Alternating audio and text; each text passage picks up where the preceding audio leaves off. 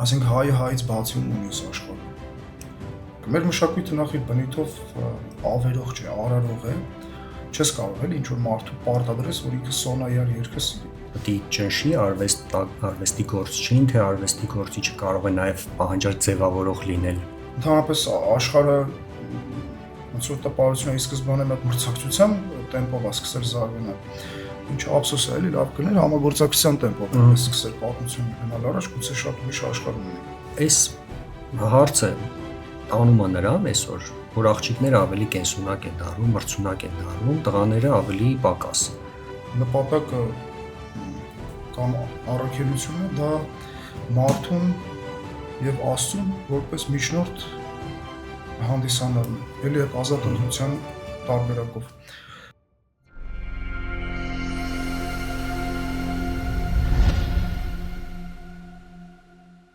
Ողջունում եմ ձեզ Լուսարար podcast-ում։ Այսօրվա մեր հյուրն է երգիչ դերասան Հայկ Պետրոսյանը եւ Հայկի հետ կանդրադառնանք մշակույթին, մասնավորապես արվեստին, արվեստի ազդեցությունը աշխարհայացքի ձևավորման վրա եւ այլ հարակից թեմաներին։ Բարև Հայկ ջան, ո՞նց ես։ Լավ, Աստծո բարի։ Մերսի հրավերի համար։ Ամենասկզբում ուզում եմ հարցնեմ 2020 թվականի մասին։ Դու Ոմայի կազմով մասնակցել ես պատերազմին եւ այդ կտրվածքով մարտի դաշտում, բանակում, մշակույթի արվեստի դերը քո պատկերացմամբ ինչպիսին է կամ ինչպիսին պիտի լինի։ Մարտի դաշտում արվեստի մասին մտածելու ժամանակ չկա այդպես խրամատում։ Իմ մասնակցությունները շատ չափավոր է այդպես ոնց ասեմ այդ բոևիկ ֆիլմի պատկերների մեջ անկարծ ոչ մեկ չընկնի, այսպես համեստ է եղել իմ մասնակցությունը կամավորության սկզբունքով։ Այդ արվեստը մինչև էդ է, այդ մշակույթը մինչև էդ է շատ պետք գալիս, որտեղ դա քո մեջ դառնում է քեզ ապրեցնող ներուժ։ Չենք կարող անդադար մշակույթի մեջ ապրել մենք մեր մտքում, էլի մեր միտքը հազարը տեղ ճամփորդում է մեկ օրվա ընթացքում։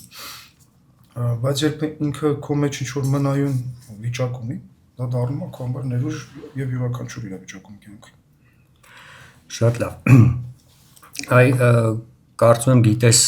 Բարձունքի կողմից հանրահռչակված գաղափարական բովանդակային քարտեզի մասին, որը ստեղ դրված է հիմա։ Ինչպիսի երկիր են ուզում ունենալ, ինչպիսի հայոց երկիր ու այս կտրվածքով քո կարծիքով մշակութային երկիր, մշակութային ժողովուրդ ասվածը ինչ 3 կարևոր առանցքային բաղադրիչներ պիտի ունենա, որ ասենք այս երկիրը, այս ժողովուրդը մշակութային է, արվեստասեր է եւ այլն։ Այդպես բոլոր ժողովուրդներին վերաբերվող 3 դրույթ շատ հետաքրքիր հարց է, մի քիչ ուղղակի տենց Նու բոլորին չէ, ընդհանրացված մի քիչ հարց է նաեւ։ Դե ընդհանրապես եթե նայենք երկրներին, ժողովուրդներին, երկրներին եւ իրենց մշակույթները, դա ունի 2 այսպես արտաքին եւ ներքին բովանդակություն։ Հիմա իմ համոզմամբ ներքինը շատ ավելի կարեւոր է։ Այսինքն այս դեպքում ներքինը այն է, որ այսպես առաջին կետ օրինակ որպես կարող ենք դնել ինքնաճանաչումը։ Ինքնաճանաչումը ասելով մշակույթի ճանաչումը, որովհետև կամ մշակույթի միջոցով։ Այսինքն մշակույթի ընկալումը ճանաչումը, մենք օրինակ տվյալ դեպքում հազարամյակների մշակույթ ունեցող ժողովուրդ ենք, սակայն մենք ոչ միայն ամբողջությամբ չենք ճանաչում, չենք դիրապետում, չստացվի ես էլ ամբողջությամբ ճանաչում, բայց լայն իմաստով մենք չենք ճանաչում մեր մշակույթը։ Մենք մեր երգերը, կոմիտասյան երգերը քիչ են երգվում, չգիտեմ, միջնադարյան մատենագրերը եւ այս նմանատիպ շատ այլ թեմաներ մենք կարող չենք, էլի, այսինքն երգը, որ ամենապարզ հեշտ տարբերակներից մեկն է, էլի լայն իմաստով մենք կարող չենք այդ մշակույթը։ Այսինքն ճանաչման խնդիրն է։ Կարծում եմ առաջնահերթ եթե այտենց խոսում եք ժողովրդի մասին, էլի ընդհանուր ճանաչումից հետո մյուս քայլը պետք է գա, կարծում եմ այդ ճանաչածը կարող է լինելը, մեջդ ապրեցնելը եւ այդ ապրեցնելի փուլից կբխի երրորդ քայլը, այսպես ասենք, երրորդ կետը դրա զարգացումն է։ պահպանումը, զարգացումը, վերականգնումը։ Շատ լավ։ Շատ լավ ու դրա որպես շարունակություն այսպեսի մի հարց կարծում եմ դու էլ համաձայն կլինես այն մոտեցման հետ, որ արվեստը լուսավորող դերակատարություն ունի ընդհանրապես մարդու կյանքում, մարդկանց ժողովրդի կյանքում ու այսպես զուգահեռներ տանելով ոդքասթն էլ կոչվում է լուսարար եւ արվեստն է որպես լուսավոր գործիք, ինչ ուղերձներ պետք է այդ արժեքային առումով, ինչ ուղերձներ պիտի լինի արվեստի առանցքային ուղերձները եւ քո արվեստում դու կարողանում ես դրանք խտացրած ներկայացնես։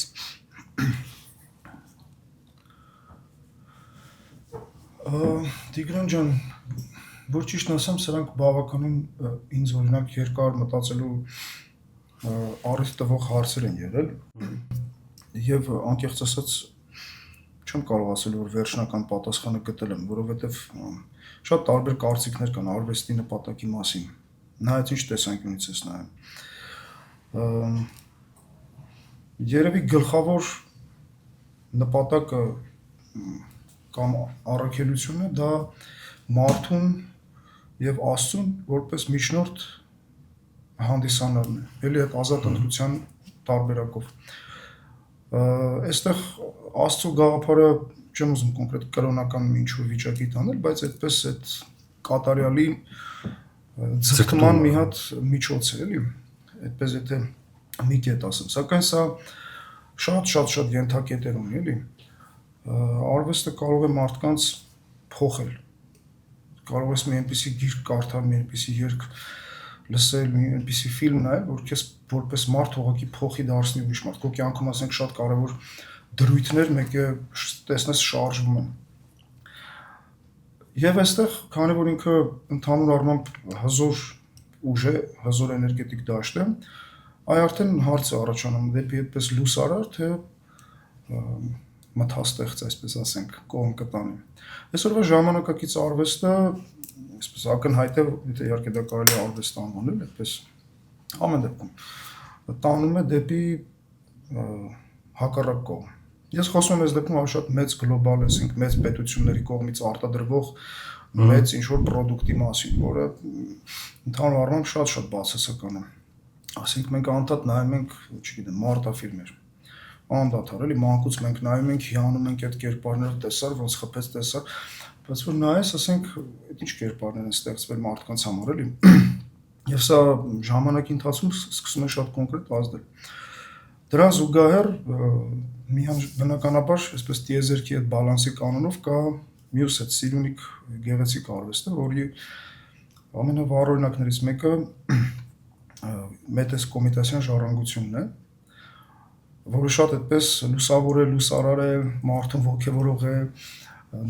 ոգեշնչող է, ուժ տվող է, ապրեցնող է։ Ինչ վերաբերում է ինձ, այդտեղ ես չեմ կարող գնահատական տալ։ Ես այդ ձգտումները ունեմ, երբ որ ստեղծագործում եմ, բայց դա այդպես ինստինկտիվ պիտի ստացվի, էլի ոնց որ տենց հատուկ ճանապարհ չի, սենց կլինի, նենց կլինի, այդ բայց այդ ձգտումը, այդ միտումը կա իհարկե, ոչ այդ միշտ էլ կա, այնպես որ բացառություն է, որ իմ մոտ կա, էլի, շատ այդպես բնական վիճակը որ կա։ Ընդհանրապես մարդու մոտ այդ ձգտումը կա, յուրաքանչյուր մարդու մոտ։ Ուղղակի, քանի որ արվեստի մշակույթի ոլորտը ոնց որ հանդիսատեսով ոլորտ է, այսպես ասած, այդտեղ շատ է ավելի շատ է այդ հարթակում դրա մասին խոսում, թե չէ այդ ձգտումը յուրաքանչյուր մարդու մեջ էլ կա եւ այդ միջնորդը յուրաքանչյուր մարդ կարող է լինել։ Ուղղակի երևի ամեն մի արվեստով զբաղվող գործիչ չի, որ դիմանում այդ ճնշումներին, ինչպիսի պահանջարկի խնդիրներ, ինչ մատուցես, որ կարողանաս քո սոցիալական խնդիրները լուծես եւ այլն, ստեղ էլ կա, չէ, այդ խնդիրը պահանջարկը պետք է ճնշի արվեստի գործչին, թե արվեստի գործիչը կարող է նաեւ պահանջարկ ձևավորող լինել։ Կարող է լինել պահանջարկ ձևավորող եւ հիմնականում եթե նայենք մեծ արտիստները մեր մշակույթում կամ համաշխարհային պատմության մեջ հենց այդ ճանապարհ ինքնուրույն հարթողներն են եղել, որ նոր այսպես արտադրանք են լավ իմաստով ձևավորել եւ ըստ այդմ ստեղծել են դրա պահանջարկը կամ չգիտեմ, իրենց համառությամբ են այդ ճանապարհը անցել։ Իհարկե սոցիալական հարցը կա, դե բնական է որ դա կա։ Հրաշալի կլինի, երբ բոլոր օրինակ ճյուղերի արվեստի բազմաճյուղ աշխարհի, բազմաշերտ աշխարհի բոլոր շերտերի ներկայացուցիչները ունենային հավասար սոցիալական պայմաններ ստեղծագործելու, ապրելու, չգիտեմ, կաշկանդված չլինեին։ Բայց դա էլ չգիտես, այդպես կլինի չի լինի, էլի, միշտ այդ հայտնի օրինակ կա, որ Վան Գոգը մեկ նկար ընդհանրապես վաճառեց։ Բայց այդպիսի մեծ նվիրալ լինելով հետ չկանգնեց։ Դե այդ դեպքում պետությունը ինչ պիտի անի, պատվիրատու դառնա, չգիտեմ, նախ պետությունը պետք է սահմանի ինչպիսի մշակույթ է ինքը ուզում որ խրախուսվի, որը կձևավորի այդ արժեքային համակարգը հասարակության մեջ, պետության ժողովրդի մոտ, թե սենց ոնց ասած բաց վիճակում պիտի լինի մշակութային դաշտը, ով ուժեղա հաղթի, ըստ քեզ ոնց է այդ բալանսը, այդ մեջտեղը ոնց է ձևավորվելու։ Ինձ թվում է այս դաշտում, այս հարթակում տենց ուժեղ թույլ հաղթել, պարտվել կոնցեպտից պետքա վերանալ, որովհետև այստեղ մարդիկ ապրում են, աշխատում են, ստեղծագործում են, ընդհանրապես աշխարհը ոնց որ տպարությունը ի սկզբանե մի հատ մրցակցության տեմպով է սկսել զարգանալ։ Ինչը ափսոս է, էլի լավ կներ համագործակցության տեմպով սկսել պատմությունը գնալ առաջ, գուցե շատ ուրիշ աշխարհ ունենենք։ Այնպես որ հետո ինքս էլ օրինակ այդ մրցակցությունը մտքի մեջ էլ որ փորձել եմ պատկերացնել, դա անիմաստ բախում է, որը ոչ մի բանի չի բերում։ Այս լավա այն վատնա, այս լսեք, այս մի լսեք, դա անիմաստ է դա։ Դա գուցե իմաստավոր է ինչ-որ կոնկրետ միջավայրում, կոնկրետ թեմաների շուրջ, բայց այդպես հասարակական բախման առիթ տալ դրա համար մեր երկրում առավել ևս որ ամենօրյա բախումների մեջ են մարդիկ, կարծում եմ կարիք չկա։ Ինչ վերաբերում է արդյոք պետությունը պետք է ինչ-որ մշակութային կոնկրետ գիծ վերցնի, նայած պետություն, կոնկրետ գալով Հայաստանի Հանրապետությանը, գուցե այլ պետությունների մոտ այլ սկզբունքներ են եւ տվյալ պարագայում դա ինձ շատ չի հետաքրքրում մեր խոսակցության կոնտեքստում էլի կոնկրետ մեր դեպքում առավել եւս հաշվի առնելով այս ջնջվող ժամանակաշրջանը որի մեջ մենք ապրում ենք որովհետեւ աշխարհը այլ այսպես նոր բան չեմ ասի արդեն խոսվում է անցման մեջ է անցման փուլ է չգիտեմ դա արտահայտվում է սոցիալական վերադասավորումներով պատերազմներով արհեստական բանականություններով լղոզվում է մի տեսակ աշխարհը, մի բան ոնց որ փլվի, մի բան կառուցվի, այս շարժի մեջ հազար ու մի խնդիրներ ամենուրա ռեժիմով պետությունը լուծում է եւ իր ֆունկցիան դա է, այսպես ասենք, եւ դրա հետ մեկտեղ իմ համոզմամբ պարտադիր պիտի լինի մշակութային կոնկրետ քաղաքականություն։ Իհարկե դա ինչ-որ պարտադրանք չի իրենից ենթադրում։ Հակառակը մեր մշակույթը նախ իր բնույթով ավերող չէ, արարող է։ Չես կարող էլի ինչ որ մարդու պարտադրես, որ ինքը սոնայար երգը սիրի։ Ուղղակի պիտի ճանաչել տաս, եթե կսիրի, կսիրի։ Բայց որ ճանաչում են, միշտ սիրում են։ Սակայն օրինակ, չգիտեմ, մանկապարտեզ, դպրոց, համալսարան, ինչ որ միջև մարդուն ինչ որ մի կետ հասցնելը, որ ինքը արդեն պիտի մտնի աշխատանքային ասպարեզ եւ դա նշանակում է համ ինքը ներքին դաշտում աշխատելու, համ գուցե իր աշխատանքն հենց ուսանողություն գնում է դուրս, այսօրվա աշխարհում շատ են շփումները, ինչպիսի, ասենք մարդ պիտի ինքը այդտեղ լինի, պետությունը ինչ ներդրում այդտեղ պիտի ունենա, այդ կետում, որ այսպես ասենք բաց դաշտ թողնի իր մարդուն, իր քաղաքացուն այսօր ընդունված տերմինոլոգիայով ասենք։ Շատ տարբեր բաներ կան, առաջնային բաներից մեկը մշակույթն է, որի ասենք լեզուն իր հայոց լեզուն տիրապետի այդ մարդը ճանաչի իր մշակույթը, գոնե ինչ-որ մի մինիմալ գիտելիք ինքը պետք է ունենա, ճանաչի չի նշանակում պարտադիր պետք է ինքը ասենք միայն կոմիտաս լսի օրինակ, բացարձակ։ Ընդհանրապես այդպեսի բան չկա, ես ինքս ասենք ջազ, ռոք, ինչ ուզում ես լսի։ Բայց կապ չունի ինչ ձև մարդ է, ինչ-որ մի որակ պիտի արդեն ունենա, էլի, այստեղ շատ կարևոր է պետության դերը եւ անկախության տարիներին իհարկե ինչ-որ բաներ արվել են, արվում են, սակայն ես օրինակ չեմ տեսել այդ հետքը, որ օրինակ կապ չունի այսօր այս մարդն է իշխանության վաղը ընտրություն կլինի, այս կլինի, այս կփոփ, բայց կա մի հատ մշակույթ, որ մենք պահպանում ենք, այսինքն յուրաքանչյուր սերունդի հետ ընթացքում մենք սովորացնում ենք կոմիտաս օրինակ։ Դա չկա, դրա բացը ակնհայտ է եւ իդեպ դա շատ հեշտ է անել, մի այդպես ահավոր բարդ բան չկա էլի։ Պարզ աշխատանքի, ուղղակի թեթև հետևողական աշխատանք է պետք դրա համար։ Որպեսզի այդ մշակույթը ոչ թե դառնա պոպուլյար, ոչ թե դառնա կոմերցիոն, այլ դառնա տարածված, չէ՞, ավելի շատ։ Դրա ճանաչողը լինեն, կրողը լինեն։ Մի օրինակ բերեմ, իմ երեխեքը գնում են Սեբաստացի կրթահամալիր, իրանց մոտ ամեն առավոտյան ժամը 9-ից 20 րոպե, 9-ից 9:20 երգում են, ինչ որ պարում են, ազգային երգեր, ազգային պարեր ու դրանով միջավայր է ձևավորվում։ Ծանոթ, ասած ճանաչում են երեխեքը այդ ամենը։ Հիմա ով կսիրի, ով չսիրի, այդ հետագայում կերևա, բայց այդ ճանաչողական process-ը հեշտ է ներդնել հատկապես դպրոցներում։ Համամիտ եմ եւ մի փոքրիկ լրացում եմ անում, ձեր միտքը շարունակելով։ Փառք Աստծո կան շատ մարդիկ, կառույցներ, անհատներ, խմբեր, որոնք այս մշակույթը պահում են, պահպանում են, տարածում են այս ֆունկցիան, այսինքն պետական, այսպես ասած, այսինքն առաջնահերթ պետական։ Նրանք վերցրել են իրենց ուսերին եւ անում են դա շատ մեծ նվիրվածությամբ եւ այդ մարդիկ այդ մշակութային աշխարհի պահապաններն են շատ տարբեր ոլորտների, կոնկրետ տվյալ դեպքում երգի մասին եմ ասում։ Մենք ճաշակից խոսացինք, ճաշակից հեղավորում Սոսարքսյանը սենց մի արտահայտություն ուներ, ու բառացի չեմ հիշի, բայց միտքը ասեմ, ասում էր ճաշակի բացակայությունը արդեն տանում է գրեհկաբանության։ Ուստեղ նաև ուզում եմ գանք հումորի դաշտ, քանի որ դու նաև այդ դաշտի արվեստի գործիչ ես, հումորը որպես գործիք կարա մարդկանց համար այս ճգնաժամային հուսահատ վիճակից դուրս բերող գործիք լինի ու այս սև ու սպիտակը անդադ ամեն ինչ սենց արճակատում տանելու կամ սև կամ սպիտակ, չգիտեմ, կամ լավ կամ վատ այս վիճակների հարթման համար հումորը կարա գործիք հանդիսանա ու փորձում ես ստացվում է ինչ-որ բաներ։ Ես արդեն բավականին երկար ժամանակով հումորով այդպես չեմ զբաղվում։ Այսինքն ժամանակ ստենդափ անում եմ, հիմա չեմ անում։ Ելույթների ժամանակ ինչ որ կատակներ լինում են, որ ես անում եմ կամ նախատեսում եմ այս մասը մի քանի կատակով անեմ, սակայն ընդհանուր առմամբ դա կատակի ժանրը չի, էլի, այսպես ասենք, օրինակ ապշետ երգ է եւ այլն։ Ինչ վերաբերում է հումորը որպես գործիք, այո, կարծում եմ կարող է այն դեպքում, այն պայմանով, այսպես ասենք, երբ այն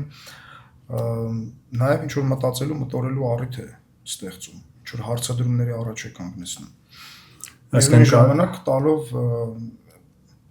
այսպես ասենք, ինչ որ հանգստության, թեթևության զգացողություն։ Կարելի ասել ինտելեկտուալ հումոր, թե դա մի քիչ ուրիշ։ Կարելի է այդպես էլ ասել, իհարկե, կարելի է։ Այսօր բայց հայաստանյան դաշտում քո կարծիքով կա գոնը դրան ձգտող ինչ որ մակարդակի հումոր։ Ես ագին ոնց տեսնում եմ գրեհկաբանությունը շատ է, բայց որոշ բաներ երևի թե կա։ Ես որ անկեղծ ասեմ չեմ կարող այս հարցին արժանի պատասխան տալ, որովհետև շատ կծկտուր են իմ տեղեկությունները, ամբողջական պատկերը չունեմ, էլի, որ կարողանամ տալ, սակայն կարծում եմ ամեն ինչից է կա, էլի, շատ լավ, Հայկ ջան։ Կուզեմ մեր հայկական մշակույթի այդ քեֆ անելու մասին մի քիչ խոսանք, քեֆ, հարսանիքներ, ծնունդ, կնունք եւ այլն։ Եթե նախկինում այդ քեֆի միջոցառման մասնակցում էիր ու քեզ մասնակից էիր զգում, այսօր ես ինձ մասնակից չեմ զգում, չգիտեմ ում մոտ ոնց է, բայց գնում ես այդ անդադս բարձր տոնով երաժշտություն, ճնշող ու եթե նույնիսկ առիթա ինչ որ երկար տարիներ ոմանց հետ չես հանդիպել ու տեղ առիթա որ հանդիպես անհնար է շփվել այդ մարդկանց հետ, այդ մեկ, պլյուս դու մասնակից չես լինում, դիտորդ ես, ինչ որ շոու է տեղի ունենում, դու ուղղակի նայում ես, հաց ես ուտում, ընդ որում այդ հաց ուտելն էլ իր լուրջ մշակութային խնդիր ունի,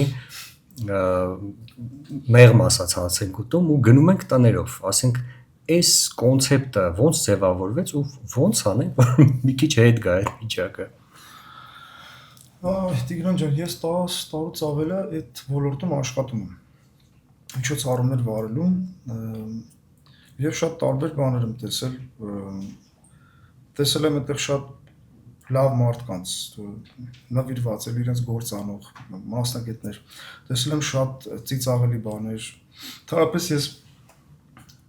ինչ-որ մի կետից սկսեցի այտենց իմ մեջ այտենց ոնց ասենք ճակերտավոր հայագիտական տեսանկյունից նայեմ հարսանիքներին անդադ որ ես վարում եմ շատ այ դա մոտս նշումներ էի անում ինչ-որ համեմատություններ էի անում հին հայկական ծեսի այսօրվա հայկական ծեսի հարսանեկան եւ այլն եւ ինքը շատ հետաքրքիր հարթակ է իրականում հայ ժողովրդի մասին ինչ որ կարծիք ձևավորելու համար որովհետեւ այդ քեֆերի միջոցառումների ժամանակ տեսնում ես բոլոր շերտերը մարդկանց հասարակության շատ հետաքրքիր շատ տարբեր մասնագիտության մարդիկ են շատ տարբեր ճաշակների տեր մարդիկ են շատ տարբեր մտքի հնարավորությունների կൂട്ടակած գիտելիքի մարդիկ են եւ հայեր են նրանք հուզվում են օրինակ շատ հաճախ նույն բաներից ամեն մեկը իր չափով իր ուրախանում են նույն բաներից լինում է որ հակառակը այն ինչից էստեղ ուրախ են էստեղ մի ցակ դուրները չի գալիս եւ այլն եւ այո այդպիսի բան կա որ հաճախ երաժշտությունը բարձր է այդ շփումը շատ քիչ է այն ժամանակ ասենք չգիտեմ դե sense ռեստորաններ չկան տանն են մարդիկ հավաքվում ասենք ես որ փոքրից անում բան միշտ տաններ այդ տան պայմաններում շփում ուրիշ է ջերմություն ուրիշ է այդ զգացմունքային աշխարհը չկա ռեստորաններում հա ու կներես ոնց որ մի տեսակ ամոթ է որ դու տանը ինչ որ բան նշես պարտադիր դի գնաս ինչ որ օբյեկտում նշես չէ չեմ կարծում այդպեսի դու արդեն ամեն մարդուն որոշելն է բայց դրա մեջ հաստատ ամոթ բան չկա ամեն դեպքում այս ոլորտն էլ ունի շատ դրական շատ հետաքրքիր եւ միևնույն կողմից այսպես բացասական եւ շտկելու կարիք ունեցող կողմերը ամեն անկիր տարբերակը կլիներ որ օրինակ փորձ արվեր եւ ես գիտեմ որ արվում է այսինքն կա տես ծրագրեր կազմակերպություն օրինակ հարսանիքների ժամանակ վերականգնում են հին հայկական հարսանեկան ծեսը դա 7 օր 7 գիշերվա չէ ինչ որ խտացված տարբերակով եւ շատ հրաշալի երևույթ է որ լիքը նորապսակներ կան որ շատ հետաքրքրվում են իդեպ առիթից օգտվելով մի բան էլ ասեմ գուցե մեզ նորապսակներ կամ ապագա նորապսակներ նայեմ նրանցից շատ բան է կախված օրինակ թե ինչ մշակութային մոտեցմամբ իրանք կազմակերպեն իրենց հարսանիքը ըստ այդմ նախ իրենք որպես ընտանիք մեծ քայլ կարող են անել օգուտ տալով մեր մշակույթին օրինակ ունես բաներ որ բոլոր հյուրերի դուրը կգա էլի չգիտեմ ասենք օրինակ այդ օրը երկու մեծ ընտանիքներ են չէ հարազատանով նորապսակների միության շնորհիվ կարելի է այդ շուրջ պար այդ պահին ապարել հրաշալի խմբեր ունենք որ կարող են գալ տեղում մի քանի բան սովորացնել դեվ դա դարձնել օրինակ ավանդույթ հիմա բացառություններով արվում են նման բաներ բայց կան դեռ մասսայական չէ հա պատկերացեք մասսայական էլի հետո իրար այդ պարածխանամիները արդեն այնց ուրիշ էներգետիկ կապ է այդ բաներն յուրահատուկ աշխարհ է ու այսպեսի շատ տարբեր բաներ կան որ մենք կարող ենք կամաց վերադարձնել մեր հարսանեկան մշակույթ ամեն մեկս մեր չափով էլի ով ինչքան կարող է այսինքն վարողը պատմի դրա մասին ասի կուզեք sense բան անենք երաժիշտ ասի գիտեք որ մենք sense երգ ենք ունեցել մենք ինչ կարանք sense մի հատ սիրուն պարասնենք մի խոտ ամեն մեկը գիտի ոնց անի եթե սա արվի օրինակ մի քանի տարվա ընթացքում մենք որակական այլ խոսակցություն կունենանք էլի եւ մի խնդիր էլ որ այո երաժշտությունը հաճախ շատ բարձր է լինում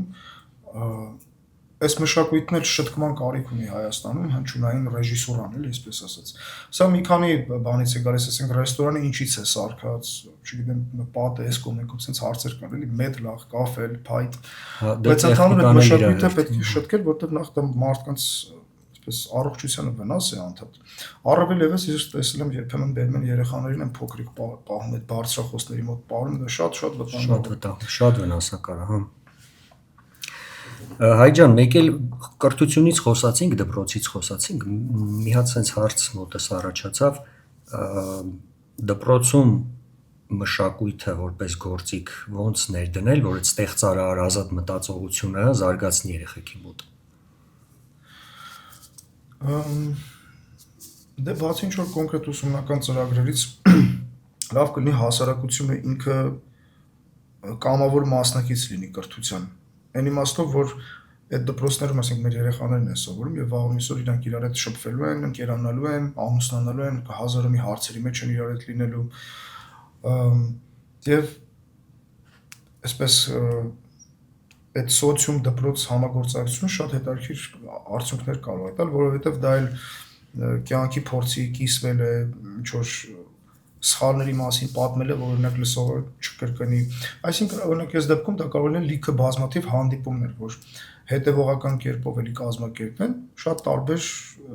ոլորտների, տարբեր մշակույթների մարդիկ կան, խոսեն։ Իսկ պարտադիր չի արվեստի գործիչներ լինեն։ Չէ, բացարձակ պարտադիր չի։ Արվեստի գործիչներ որ լինեն, շատ լինեն, շատ լավ կլինի։ Մենք ինքան տաղանդավոր մարդիկ կան այսօր հայության մեջ, երաժիշտներ, երգիչներ, նկարիչներ շատ կան, էլի։ Հաշվի առնելով մեր ժողովրդի այսպես քանակը ինչքան է եւ որակը ինչքան է, շատ այդպես բան էլի, ասենք միլիարդանոց ժողովուրդներ հաճախ այդպեսի որակներ չեն տվել շատ հարցերում, ոնց օրինակ քանակով քիչ հայ ժողովուրդը։ Ինձ թվում է այդ հասարակական շփումները շատ կարեւոր են։ Եվ այդ դրա շնորհիվ մի հատ ընդհանուր լեզու, ընդհանուր դաշտ կստեղծվի, էլի նաեւ որտեղ մենք իրար ավելի այսպես հեշտ կհասկանանք։ Շատ լավ։ Կուզեմ մի քիչ կինոյի աշխարհից խոսանք, քանի որ դու նաև դերասանությամբ ես զբաղվում։ Շատ է խոսվում այն մասին, որ օրինակ մեր Շակերտովար ասած ողերիմ հարևանը շատ լավ որակով ֆիլմարտադրություն ունի, այդ թվում սերիալային արտադրություն, որտեղ արժեքներ են քարոզում, ընտանեկան, չգիտեմ, հասարակական, հանրային բարձր արժեքներ, իսկ մեր մոտ ոնց որ չգիտեմ, հակառակն է, ավելի շատ քարոզվում է քրեական ենթամշակույթ ու իդեպ վերջերս շատ ակտիվացել է երիտասարդության, նույնիսկ պատանիների շրջանակում, նույնիսկ ողբերգական ելքերով, ոնց է որ հայկական կինոյում, չեմ ասում ամբողջությամբ, բայց շատ դեպքերում քրեական ենթամշակույթից են կողմ բան չի ստացվում։ Ու այստեղ խնդիրը որ դաշտում է, սցենարիստների, թե, չգիտեմ, այդ կինոն վաճառողների, որ չեն կարողանում այդ դաշտը գտնեն, որ եկամուտ պիտի բերի, որտեղ է խնդիրը առաջանում։ Տիգրան ջան, էլի կդժվարանամ պատասխանել, այսպիսի հարցերի այսպես նեղ մասնագետը շատ ճիշտ կարող է պատասխանել, իմ դերասանական փորձն կինո աշխարհում շատ համեստ է, փոքր է, ինչ որ ներսից որոշ բաներ տեսնող ճանաչող մարդ որպես նախ այդ հարևան երկիրը Թուրքիայի մասն է։ Թուրքիայի մասն է խոսքը, հա, բավականին լուրջ։ Դե չեմ անում, այդ երկիրը աշխարհի երեսին շատ տարօրինակ եւ կասկածելի երկիր ու ժողովուրդ է։ Այնպես որ թե իրանք ինչ սերիալներ են նկարում, իրանք կարող է հեռուստատեսությամբ ասենք աշխարհի ամենասիրուն ընտանիքին ցույց տան եւ զուգահեռ ցեղասպանություն անեն, էլի, այդ են իրանք։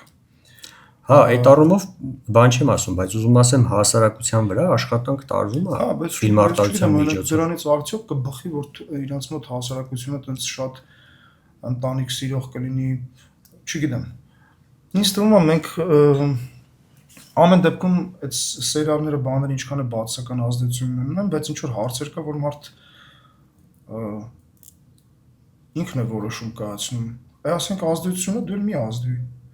Այսինքն նա հասուն մարդկանց մոտ միանշանակ համաձայն եմ, բայց նոր ձևավորվող երիտասարդների մոտ ազդեցություն կարա թողի։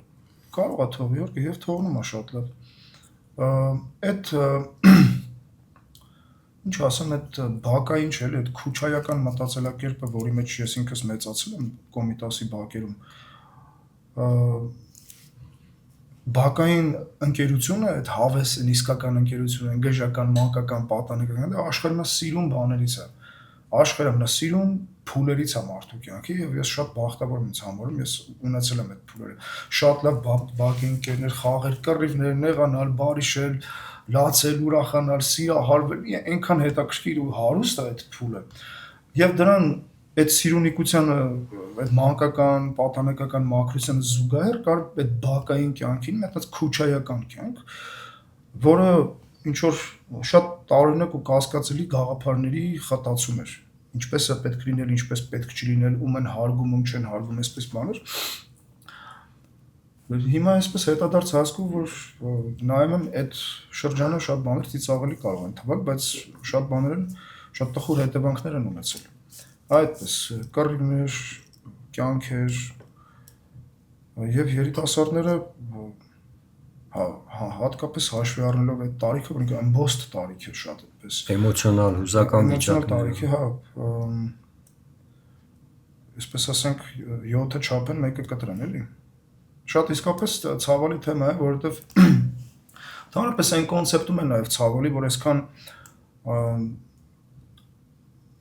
համ մեր ընդհանուր պատմության մեջ, համ մեր պատմության վերջին շրջանում այսքան դառնություն ենք տեսնում ու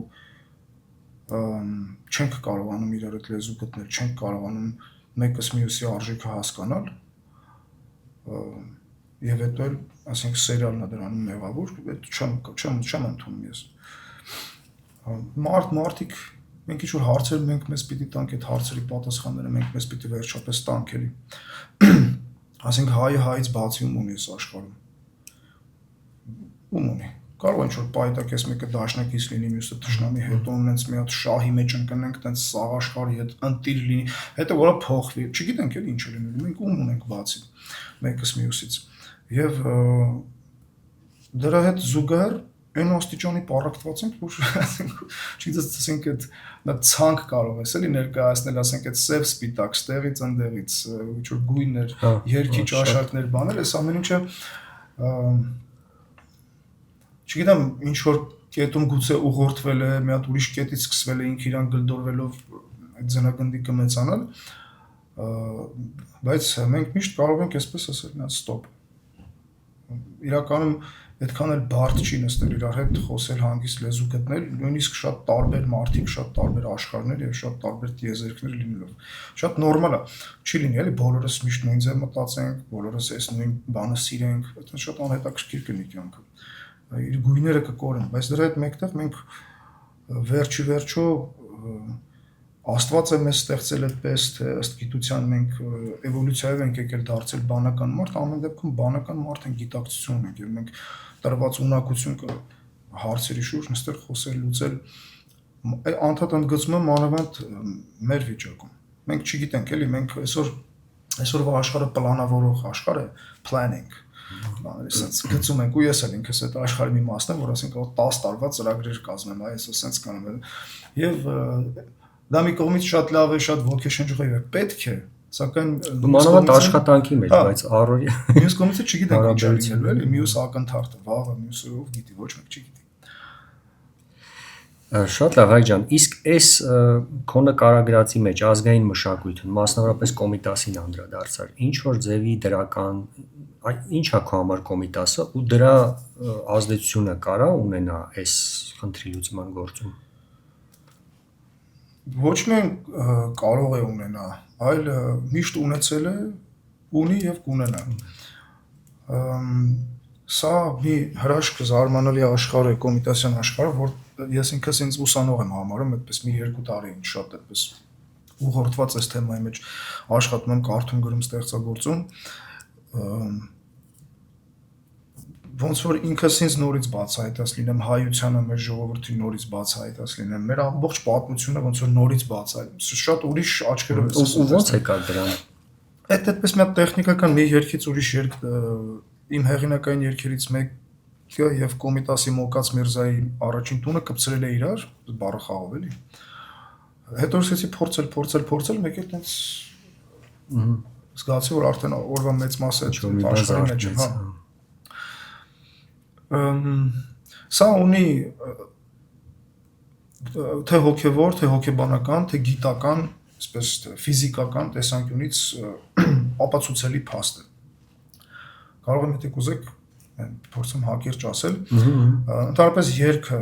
ինչ է։ Երգը ձայն է։ Սա ձայն աշխարհ է, որ մենք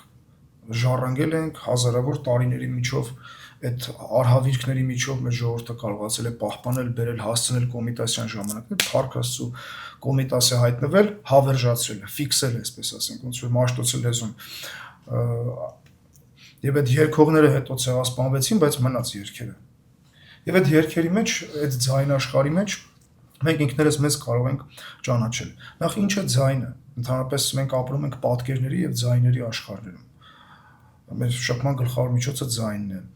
Հին ժամանակներում ասում են, որ աշխարհը ձայնով է արարվել, ի սկզբանե բաններ եւ Աստված ասաց, այսպես շատ կրոնական Բրահմայի առաջին դրսևորումը եղել է աում հնչյունը, շատ այդպես հոգեվոր կրոնական բաներ կան ձայնի հետ կապված։ Հասարակության մեջ մեզ կառավարում են ձայներով, օրինակ, շատ ներկա են ձայները մեր կյանքում։ Քաղաքի ձայները, ասենք, խցանվամիջ լարված բան է ստեղծում, բնության ձայները մեզ հանգստություն է տալիս, պատերազմական ձայները, տագնապ։ Մեզ ընտրություններն են, մեր ձայները դառնել են շատ կարևոր։ Մի բանը գոռալով են ասում ուրիշ է, հանգիստ են ասում ուրիշ է, քաղաքականության մեջ ձայնը շատ յուրահատուկ տեղ ու դեր ունի, գովազդները հատուկ ձայներով են արվում։ Միայն այս անգամ, միայն նոր ակցիա, չէ՞, ասենք ամեն ինչը, ասենք Հիտլերի ձայնը, որը այդ ժամանակվա տեխնիկան թույլ տվեց ռադիոյով կամ մեծ ամբիոններից հազարավոր մարդկանց մոտ ցույցեր, այդ ձայնը, որ ասենց ոնց էր ազդել մարդկանց վրա։ Ասում էր, որ Հիտլերը ասում էր մտնեմ Մոսկվա, առաջինը բանին են բռնելու այդ Բայց ոնց էր այդ մարդու անունը։ Լևիտանը։ Գավարիտ Մոսկվա ձայնից մարդիկ սարսռելու ձայնը։ Այս արտաքին ձայն աշխարհից, որը շատ կոնկրետ մեզ վրա ազդում է, շատ, ասենք, գիտականորեն ապացուցված ազդում է մեր վրա։ Մենք ունենք բոլորս ներքին մի հատ ձայն աշխարհ, մեր անհատական ներքին ձայն աշխարհը։ Հիմա ես ձեզ հետ խոսում եմ, դուք ձեր գլխի մեջ ինչ որ ձայներ ունեք, չէ՞, որ ինձ հետ զուգահեռ խոսում է, հարց է տալիս, լռում է։ Մենք մեր գլխի մեջ ունենք մեր մանկությունից եկած մինչև այսօր երևակայության ձայներ, ընկերների ձայներ, կարոտի ձայներ եւ մեր ձայնը մի քանի հատ ունենք, ուտեղել ենք ընտրության մեջ մենք։ Որ մեկը չէ ասում, մեկը հայ ասում, մեկը մնա տեղը, մեկը շարժվի առաջ։ Մի ձայն կա շատ հետաքրքիր մարդկության պատմության մեջ, որ այդ ներաշխարհի մեջ գլխավոր ձայնը կամ ասենք բարձունքը այդ ձայների, այսպես խղճի ձայն են ասում։ Եվ հաճախ մենք մեզ որպես մարդ գնահատական ենք տալիս, նայելով թե ինչքանով ենք մենք մեր խղճի ձայնին լսել, այս կամ այն որոշումը կայացնելիս եւ ինչքանով ենք գործել ըստ այդ լսած ձայնի։ Այսինքն այս ամեն ինչը ասում եմ, որ այդ ձայնը պատահական բան չի։ Միաձայն մի բան անելը պատահական բան չի, միասին երգելը պատահական բան չի, սա շատ կոնկրետ ազդեցություն ունի մեզ վրա։ Մեր Կոմիտասյանս այն ձայն աշխարհը, այն երգերը, որ ստեղծել է հայ ժողովուրդը իր հայկական լեռնաշխարհում, եւ որի ժառանգներն ենք մենք այսօրվա հայերը, շատ բարերար, շատ բարերար չէ, բարեբեր ազդեցություն ունի մարդկանց վրա։ Բոլոր տեսակի զգացմունքներ կան, քնքշություն, սեր, տոնակալություն, խրոխտ, հզոր, ուժեղ, քեֆչի, ցավ, ողբերգ, վախ չկա։ Զարմանալիորեն ես ոչ մի մեր երգերի մեջ որպես էներգիա երգի վախը չեմ գտել, որ ես չգիտեմ, բայց հետաքրքիր բան է։ Այս երգերի մեջ մենք տեսնում ենք, քանի որ երգի բառեր կան, բնական երգեր են, տեսնում ենք ինչպիսին է եղել հայը իր մտածելակերպը, ընտանեկան կյանքը կազմակերպելու հարցում, բնության հետ շփվելը ոնց է եղել, իր հերոսին վերաբերմունքը ոնց է եղել, Աստծո հանդեպ վերաբերմունքը ոնց է եղել, ասենք օրինակ լոռիում գութան անելուց առաջ ասում են, գործը սկսելուց առաջ, էլի, այսպես է հսկական, օրհնյալ է Աստված, հիշյալ է Աստված, մարդ Աստված փոխհարաբերություն կա մեջը։ Այս ամեն ինչը, այս բազմաձայն աշխարհում մեզ նույնականանալու հնարավորություն է տալիս, որ մենք իրար ճանաչենք, որտեվ արդեն ով է, այս ավատարների դարաշրջանը, որ fake edge-եր են խոսում, քանի հոգով կարող ենք հավաքվել մի հատ սոնայար երկենք, մի հատ հովարեք սարեր, օրինակ, ուղղակի երկենք, որ իմանանք մի բան ունենք ընդհանուր, մեր ժառանգություն ունենք։ Հետո մի բան էլ կա, որ կարող է մեզ օգտակար լինել, թե որ առանձին որպես մարդ անհատ, թե որպես հասարակության սոցիումի մաս, որ ինքդ ճանաչում ես քո մշակույթը ինչ որ չափով, ինչ որ մինիմումով, ավելի պինդ ես քեզում, ավելի կայուն ես քեզում, այսինքն պատկերացրեք քաղաքական գործիչների մի էլիտա, օրինակ, որը գնում է բանակցությունների լուրջ որոշումներ է կայացնում եւ որը, ասենք, հրաշալի գիտի իր մշակույթը, ասենք, բոլորով կարող են մի հատ հենց հիմա, ասենք, Յարխուշտապար, մի հատ շուրջպար, մի հատ էլ պետք է լինի Մոկաց Միրզան երգեն։ Եւ ասենք իմանան Կոմիտասի կյանքը գործով ինչով անց է, այդ սա մշակույթը կրող, մի հատ այդպես ազնվականների էլիտա պատկերացրեք, որ մենք ունեցել ենք ժամանակին եւ որը շատ ուրիշ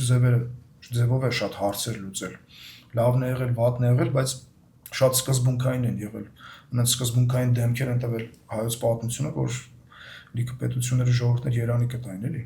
Դրանց հզոր դեմքեր ունեն եւ այդ դեմքերը այդ մշակույթը կրողներն են։ Այդ ինչ որ ներքին մի հատ լարվածություն է զգացմունքային, դրական իմաստով եմ ասում լարվածություն, որը մարդին ինչ որ զսպվածություն է տալիս, աշխարհի հետ շփվելու դեմք է տալիս։ Այսպես, այսինքն շատ այս ցանկը շատ երկար կարող եմ շարունակել, ինքը այսպես անսպառ թեմա է եւ ամենակարևորը ասում ինքը շատ ապրեցնող ու շատ զգացմունքային աշխարհ է։ Շատ համաձայն եմ քո հետ ու ոնց ասիր բարերար, որ խնդրեմ բարեբեր ազդեցությամբ մի կարճ ինչ որ կատարում կարող ես։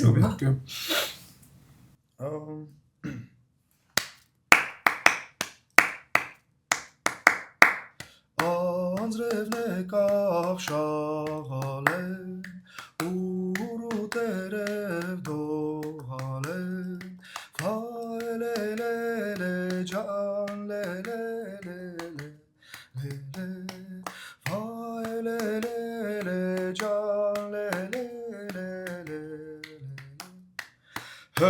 հրես եկավ իմ աղբեր, Ալձին տակին խաղալեն, վայելելելե ջան լելելելե, վայելելելե ջան լելելելե,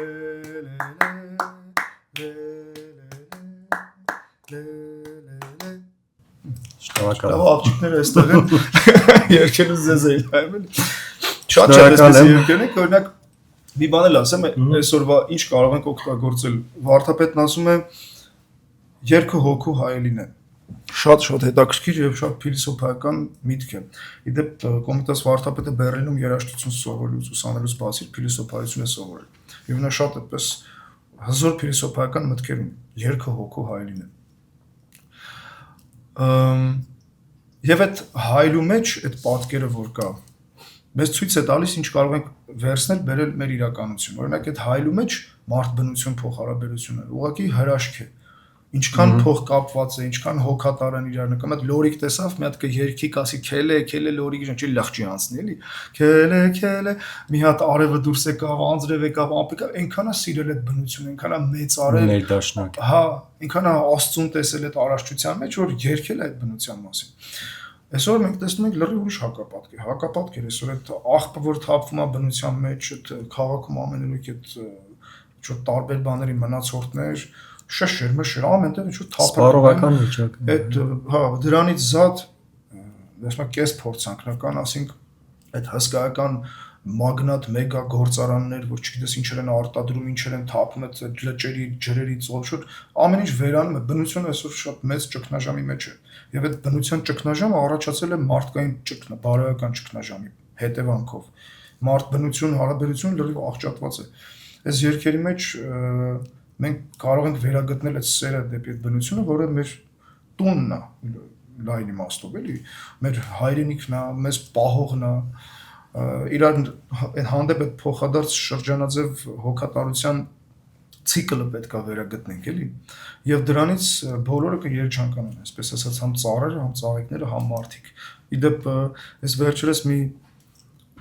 բան իմացա այդ ձայնի մասին, որ ասում է, դե մարդը կարող է լսել, մենք կարող ենք ընկալել ֆիզիկայում հերց այդ հաճախականությունը որ կա չափամյա 20 հերցից 20000 հերց միջինում կարող ենք ընկալել, այսինքն 20000 հերցից բարձր մենք չենք լսում, 20 հերցից ցածր այսինքն մրջուններ բան մենք չենք լսում այդ աշխարհները, այսինքն տիեզերքներ են դրանք միկրո բան էլի։ Հիմա այս վերջերս միտեղ տեսա որ ասում է ծաղիկները երբ որ իրանց չեն ջրում կամ արևիտական չոն գոռում են, այսինքն ալիքներ են իրանք բաստողում, այսինքն շատ ցածր հերցի է, այսինքն 0.0 չգիտեմ քանից որ մենակ այդ սարքն է տեսնում էլի։ Բայց ոչ ոք չի լսում, էլի շատ նման է հայ ժողովրդին, որը միջազգային հանրությունից պատմական արդարություն է խնդրում։ Ճճում են, բայց ոչ ոք չի լսում։ Այսինքն արվեստը, մշակույթը կարան այդ վերականգնեն մարդու վերաբերմունքը բնության նկատմամբ եւ առավել եւս իրար նկատմամբ։ Այո։ Այսինքն ինքը գիտեք ոնց է կարող են որն է ինքը այդ առաջարկը անում է։ ինքը այդ դաշտը քեզ տալիս է պետքա վերցնել, այո։ Հայ ջան, այսօր աշխարհը մեծ տեխնոլոգիական թռիչք է ապրում, արհեստական բանականություն եւ այլն, ու մեծ թափով արհեստական բանականությունը մտել է մշակույթի մեջ, ու այստեղ տեսնում ես, որ արվեստի գործիչը մրցակցության խնդիր է ունենում դրա պատճառով։ Ամեն ինչ համարը կարում անի արհեստական բանականությունը, իսկ արվեստի գործիչները ստեղծագործելու դաշտ մնում է, կամ ինչ-որ նոր բաներ պիտի բացահայտվի, թե ոնց ես մոտենում այս հարցին։ Չգիտեմ, ինչ-որ տրանսֆորմացիա գուցե պետք է լինի, ինչ-որ հարցերի, արդեն դա այդ ընթացքը կա, ինչ-որ հարցերում ադապտացվել, հարմարվել այդ արհեստական բանականությանը, բայց դա արհեստական է դառնում այդ ամեն ինչ, էլի։ Հանրապես դա արդեն խոսվում է դրա մասին, որ այս արհեստական բանականության զարգացումը շատ մեծ գործազրկության ալիք է բերել ամբողջ աշխարհում։ Եվ վստահաբար դա մշակութային գործիչների վրա շատ լուրջ կարող է անդրադառնալ։ Շատ տենց ծանր հարց։ Կներես վերջերս մասնագետների էին լսում, ասում են մի փուլ կլինի, որ գործազրկությունը կշատանա, հետո նոր տիպի մասնագիտություններ կձևավորվեն ու արդեն մարդիկ պիտի տեղ իրանց գտնեն։ Հա, բայց այնց են ասում, ոնց որ տենց լավ բան էլի։ Դե հա էլի մի հատ փուլ կլինի, ասենք մի 3 միլիարդ մարդ գործազուրկ կդառնա, Աստված գիտի ընտանիքի ճակատագիրը ինչ կլինի, դուրսը կմնան ինչ կլինեն, բայց դե հետո կհարմար, ասենք ում է պետք է զարգացումը, եթե դա պիտի մարդկային դժբախտությունների հաշվին լինի։ Ում է պետք է զարգացումը, որ ինչ, ասենք որ թռնենք Մարս, հիմա մենք մեզ ավելի երջանիկ ենք զգալու։ Այդ որ դե Մարս գնալու այդ շոուն սարքել են, շատ լավ է գիտական զարգացումը, բայց միշտ զարմանալի ծիծաղել է թվում, այսինքն այս քո տան մեջ հազարը մի հարց ունես, ոչ մի բան չես ուզում լուծել, ուզում ես գնաս մի հատ Մարսը տաս, թողի հանգիստ մոլորակին։ Լավ, հայ ջան, ուզում եմ նաև այս ֆոնին մի քիչ մշակույթի, արվեստի դերի մասին խոսանք ընտանիքում։ Դու արդեն երեխաներ ունես, մեկը, երկուսը։ Մեկը։ Ու կհասկանաս էլի ծնող երեխա հարաբերություն, մշակույթը, արվեստը որպես գործիք կիրառում ես, չես կիրառում, ոնց կարելի է կիրառել, ինչ խորհուրդներ կտաս ծնող երեխա հարաբերություններում այդ մշակութային դաշտը օգտագործելու առումով։ Այդպես որ ասեմ հատուկ մտածված որպես ծրագիր, այդպես այս փուլում ինչ որ կիրառում եմ, չէ, բայց ինքը բնական ստացվում է էլի, ասենք շատ ենք երգում, հեքիաթներ, բաներ, պատմում ենք, երգելով ենք խոսում, ինչ որ տարբեր նոր փուլեր որ կգան, ես ինչ որ մտքեր ունեմ պատրաստած, որ ուզում եմ իր հետ կիսվել անպայման, բայց ընդհանրապես մեր ընտանիքը այդպես շատ մշակութային է, իմ ընտանեկան ճյուղը որ կա, գալիս է մանկավարժներ, հայրս գալիս է մանկությունը թատրոնում այսպես անցել մի մասը, բակը դպրոց թատրոն, կինս էլ մասնակցությամբ ճարտարապետ է, իր տանն էլ կան արվեստաբաններ, նկարիչներ, բան, այդ վիճակը մեր տան համար շատ հարազատ է, ճուտն էլ շատ սիրում է աղջիկս երգել, նկարել եւ այլն։ Կան ինչ որ բաներ, որ ունենք ես մտածում եմ նայում եմ իմ երեխային ընկերներիս երեխաներին կամ անցամոտ ինչ որ երեխաների, որ քայլում են իրենց ծնողների հետ, ու նայում եմ մտածում եմ, ասում օրինակ իմ աղջիկը որ մեծացավ, այս մարդկանց հետ, այսինքն այդ մյուս երեխաները որ արդեն հասուն պիտի լինեն, իրանք ինչ որ մտ կյանքի մեջ են մտնելու իրար հետ։ Եվ երբ որ մի հատ հասունության պահ կգա, որ մենք էլ չենք կարող ամեն վարքյան իր կողքը լինել, չէ՞, ինչ որ պահ ինքը արդեն մեծանում է, իր կյանքն է սկսում ապրել։ Այ ինչ որ կարևոր արժեքներ ընտիր կլինի, որ մենք ինչ որ մի պայմանավորվածություն կարողանանք ձեռք բերել, որ եկեք մենք բոլորս մեր երեխեքին SSS բաները սովորեցնենք։ Փոխանցենք էլի SS կարևոր դրույթները։ Դա կարող է լինել մի քանի երկու պար, որ իրանք վաղ մյուս օր խնջույքի լինեն կամ ինչ որ սարում իրար հանդիպեն, ծանոթանան, մի քանի բան կարողանան երկը, կամ ասենք Ֆրանսիայում միտեղ երկու հայ իրար տենանք Ամերիկան, մի բան հայ ես, համբելազուն չի գալի, լավ կլիներ էլի, մշակութային մի քանի բան փոխանցենք։ Դրան զուգահեռ հավասար կարևոր մի քանի բարոյական արժեքներ, պարտադիր փոխանցենք, որ իմանանք մեր երեխաները մեծանան իրար չեն նեղացնելու, չեն վիրավորելու, հակառակը իրար պաշտպանող մարդիկ են լինելու, իրար ձեռք մեկնող են լինելու, որ մենք էլ համ որպես ծանոթ մի քիչ մի այսքան ավելի հանգիստ կզգանք մեզ էլի, ավելի իրանց համար լավ կլինի։ Սենց ինչ որ շատ հետաքրքիր դրույթներ կա, որ էլի մի բարդ բան չի, էլի ուղղակի ամենօրյա ռեժիմով կյանքը ապրելու ընթացքում դա ինքս ինքան լինում է եւ շատ քաղցրացնում է կյանքը, կենցաղը։ Այստեղ մի խնդրի մասին էլ կուզեինք խոսենք, այսօր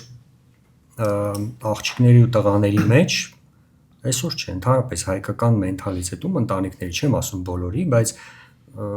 մի որոշ մասի մոտ կա sense մոտեցում, որ աղջիկը դա պիտի սովորի, խելոք, կարգապահ լինի, բայց տղեն ոչինչ, որ մի քիչ լավ չսովորի եւ այլն։ Այս հարցը տանում է նրան այսօր, որ աղջիկները ավելի կենսունակ են դառնում, մրցունակ են դառնում, տղաները ավելի պակաս։ Ոնց անենք, որ նաև արվեստի մշակույթի միջոցով հաղթահարենք այս կարծրատիպը ծնողների մոտ ու տղաներին էլ, այսպես ասած, խրախուսեն դեպի լավ սովորելը։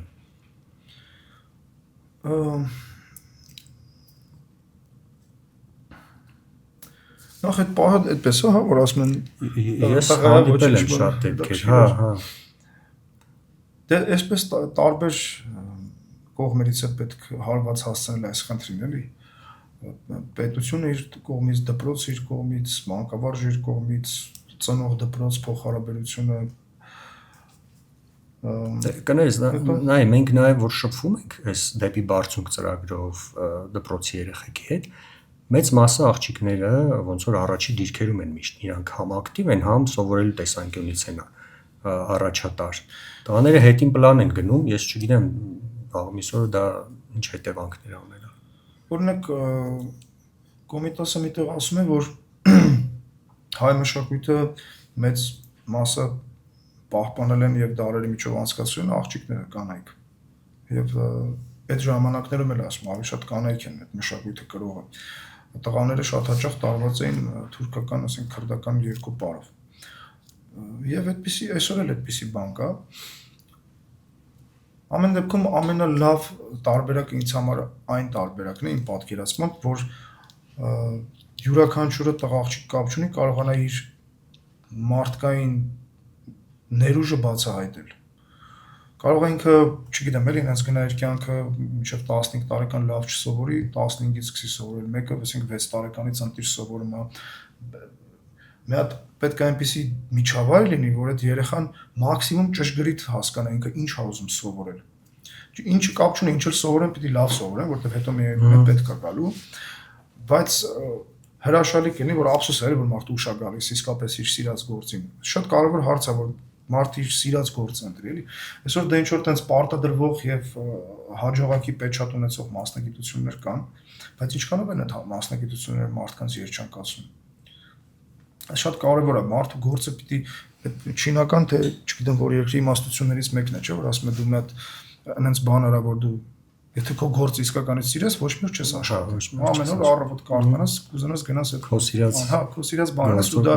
ոչ միայն չի հոգնեցնում, այլ հակառակը թարմացնում է, որ դու քո էներգիա ես տանում, հա։ Իսկ այդ տղա աղջիկ պահը այսօրվա աշխարհում եթե նայենք ընդհանուր առմամբ այդ տենդենսը սկսվել է դեռ ավելի վաղ հարյուրամյակներ առաջ եւ հիմա արդեն շատ կոնկրետ կետի է հասել։ Այդ տղամարդկին փոխհարաբերությունները շատ ուրիշ կետի վրա են հիմա։ Ընդհանուր աշխարհում եմ ասում, էլի։ Չգիտեմ, կային ժամանակներ,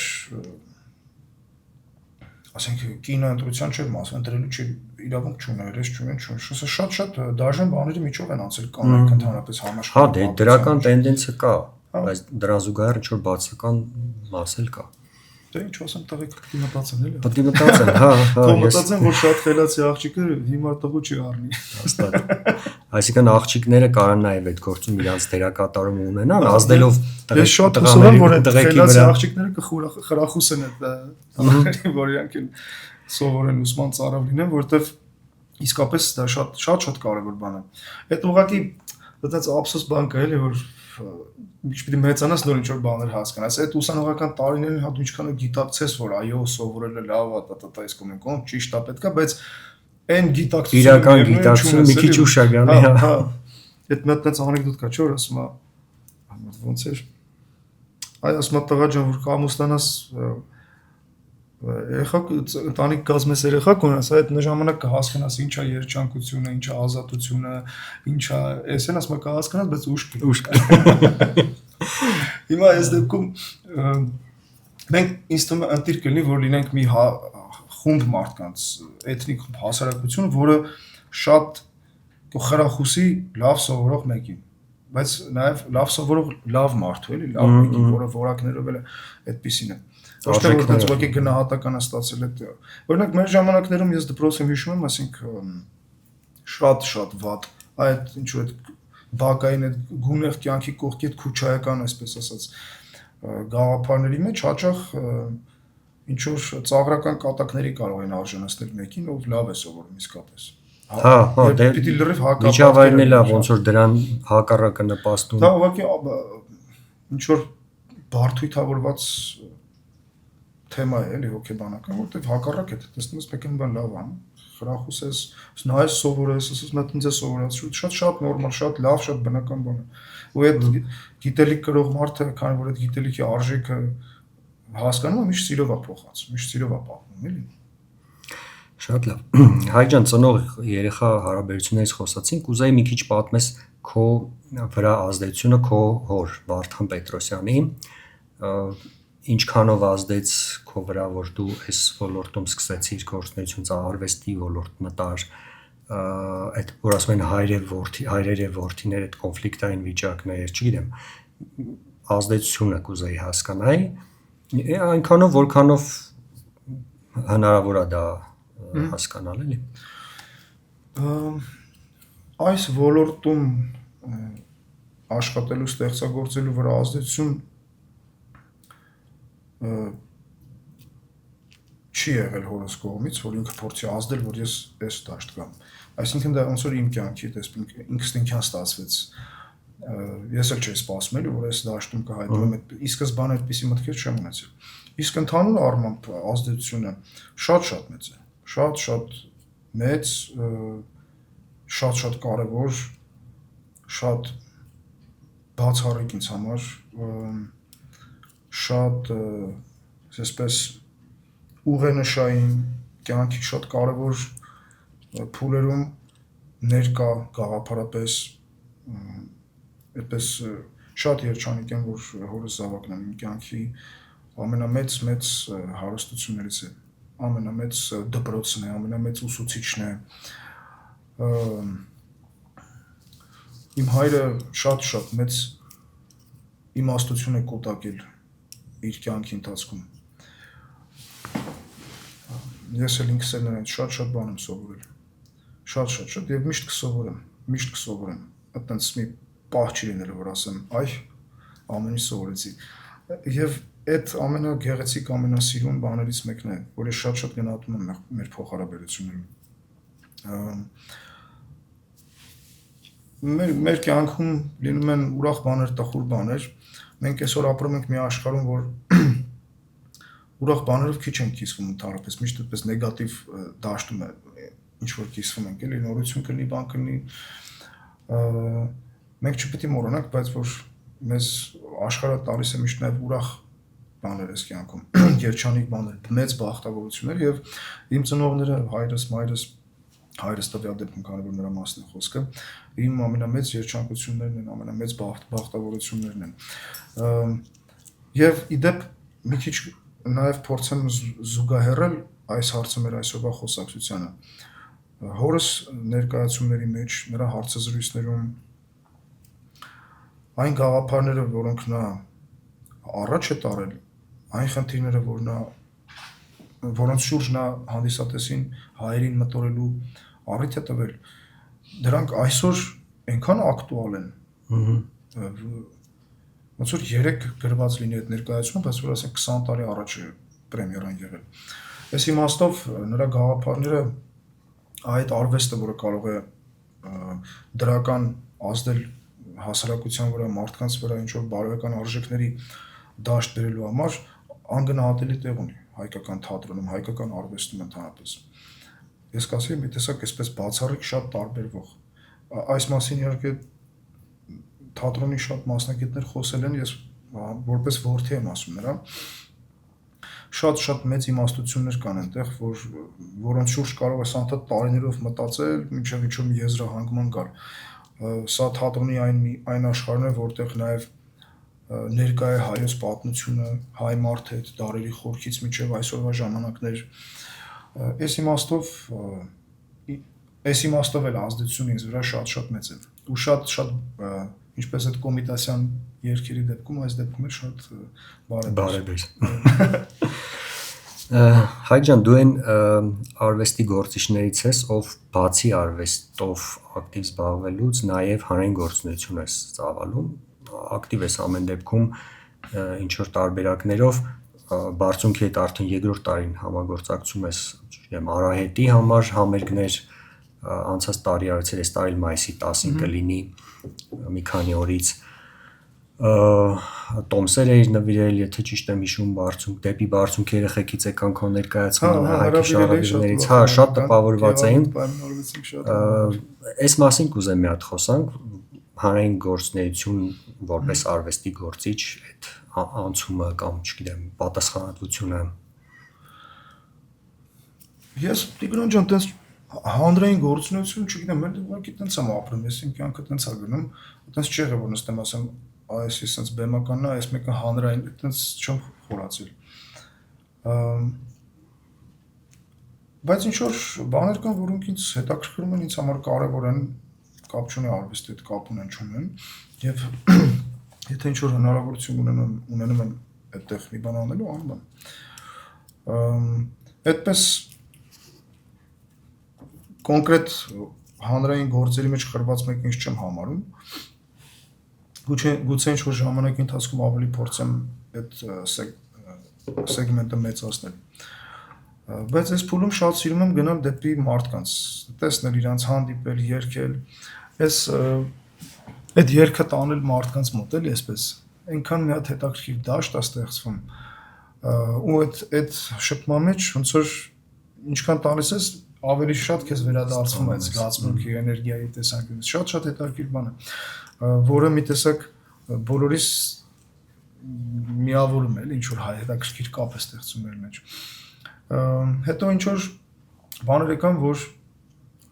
երկրի նկատմամբ, մեր հայրենիքի նկատմամբ ինչ որ պատասխանատվության զգացողությունից են գալիս, բայց դա շատ բնական, նորմալ երևույթ է, մի տենց բան չի ելի։ Շատ բնական, նորմալ։ Հագին լավ ձևակերպում ստացվեց ու այս ֆոնին ուզում եմ արդեն ամփոփենք ու վերջին հարցս ինչպիսի երկիր է երազում կառուցում Հայկ Պետրոսյանը։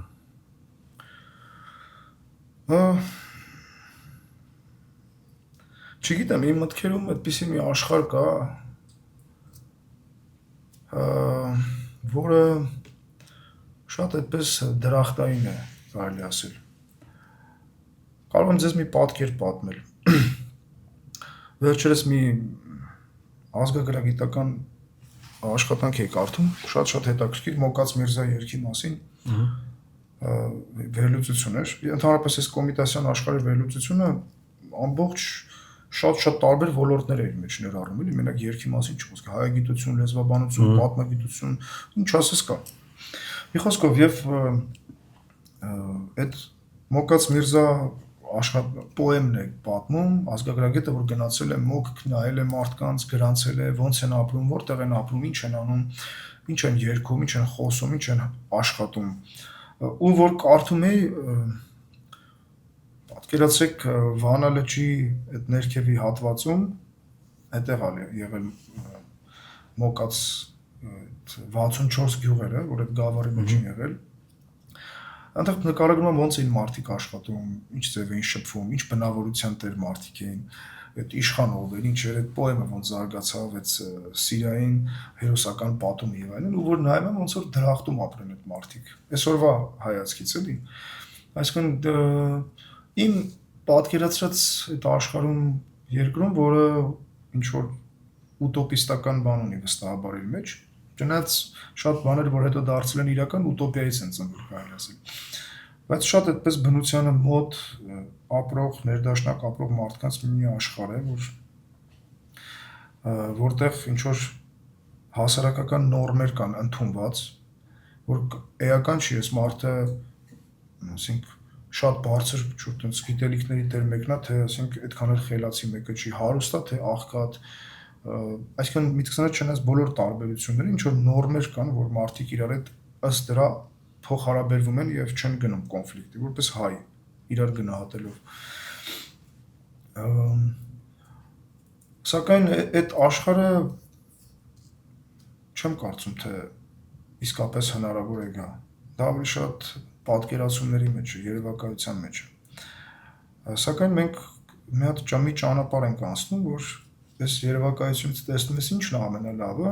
ամենասիրունը, վերցնում ես puzzle-ի պես դες մի կտորը վերցնում ես, բերում ես դնում ես այս աշխարհում։ Այդ դա կոչվում է պայքար, այդ դա կոչվում է աշխատանք, այդ դա կոչվում է ձեռքի տանք, տեսնենք ոնց ենք այս ժամանակներում իրար հետ գոյատևելու, ոնց ենք այս անցումային փուլերի միջով մեր մշակույթը անցնելու, ոնց ենք ինքներս անցնելու եւ ոնց ենք վերջապես ստեղծելու մի երկիր, որտեղ տղեկը գլուխը բարձր կքայլեն իսկապես, կանայք իրենց անվտանգ կզգան, երեխեք ուրախ զվարթ կխաղան, առողջ կմեծանան եւ կշարունակեն այդ նույն պայքարը, իրանք էլ իրենց puzzle-ի մի կեսը բերել դնելով։ Կարող է սա ինչ որ տենց շատ երասկոտ մտքեր են, բայց այսպեսին են այդ մտքերը։ Այս երասկոտ մտքերը տեխնոլոգները, ինժեներները, տարբեր մասնագետներ արդեն բերում են այսպես ռացիոնալ դաշտ եւ ստեղծում են այդ աշխարհը։ Մենք էլ գնք կերկենք։ Ձգտենք ու կառուցենք այդ աշխարհը, Հայկ ջան, շատ լավ երազանքում է։ Ինձ թվում է կստացվի։ Կստացվի։ Աշխատենք, դժվարություններ կհաղթարենք։